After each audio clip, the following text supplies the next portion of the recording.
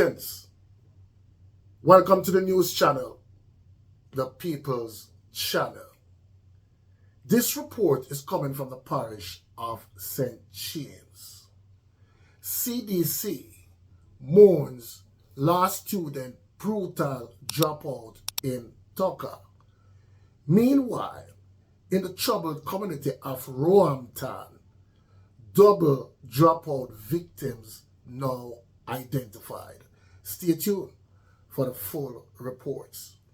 Blessings to all subscribers and viewers. If you're here for the first time, you can support the channel by like, subscribe, share, hit the notification bell. So we'll start off in Toca in St. James, where CDC mourns last student brutal dropout. So we'll get into the police report. Just 3 months after staging a peace march in Toca on the outskirts of Montego Bay, St. James, the Community Development Committee, CDC, has been left to mourn the dropout of one of its organizers who was dropped out in the community on Wednesday night.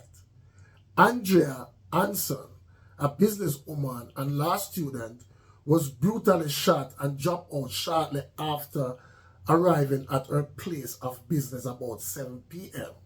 After exiting a car, armed individuals shot her multiple times. She later died.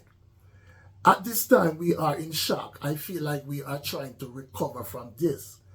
I think so many tears were shed between last night and this morning. It's really a loss. Chandade Parkins, president of the CDC, told the news media. To be honest, we are deeply saddened. She was a vibrant member of the Toca CDC.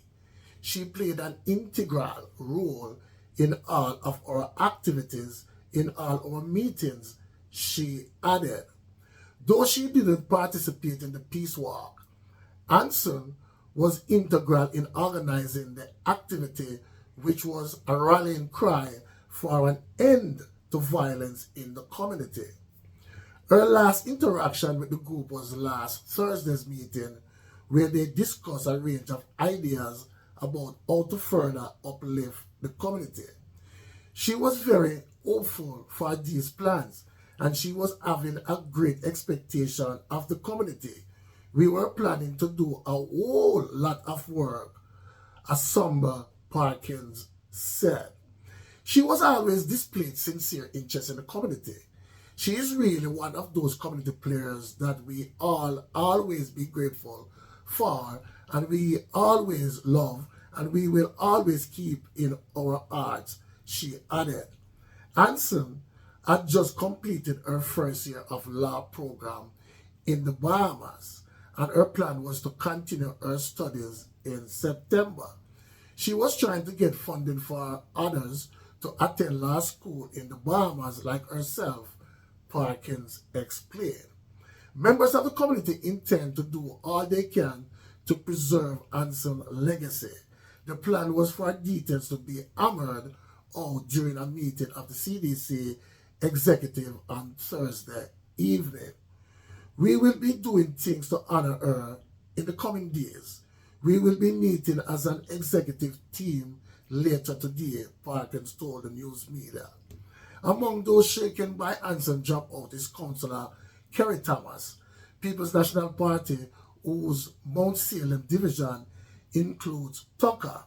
He expressed concern about frequent bloodletting in the community. This is the third in this community since the start of the year, right on the heels of a state of public emergency. The truth is, sometimes you wonder what is causing all of this, he lamented.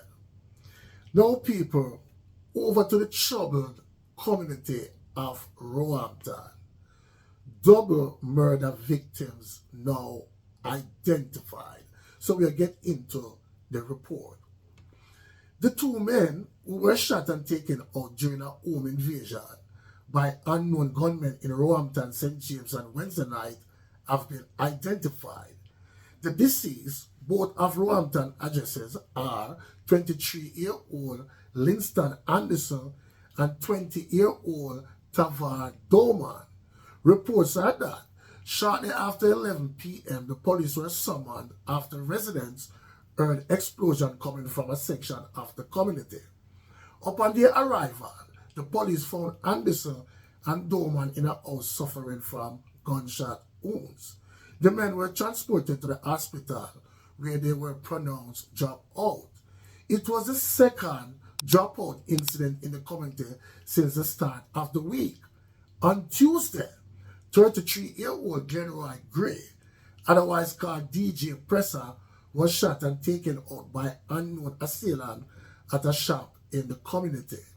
Reports said that about 1:30 p.m., Gray and another man were standing outside a shop when a motor car was driven up, and men alighted from the vehicle and opened gunfire, hitting them multiple times. The police were summoned.